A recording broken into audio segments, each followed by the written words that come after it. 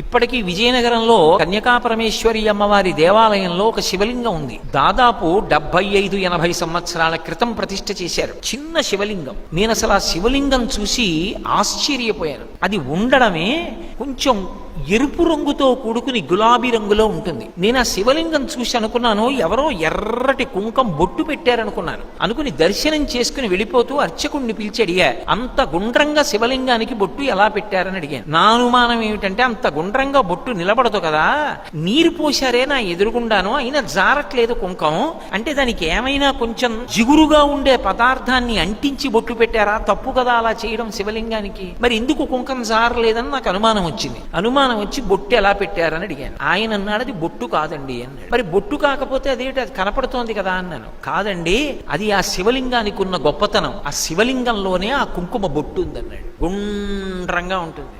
2, నేను అక్కడ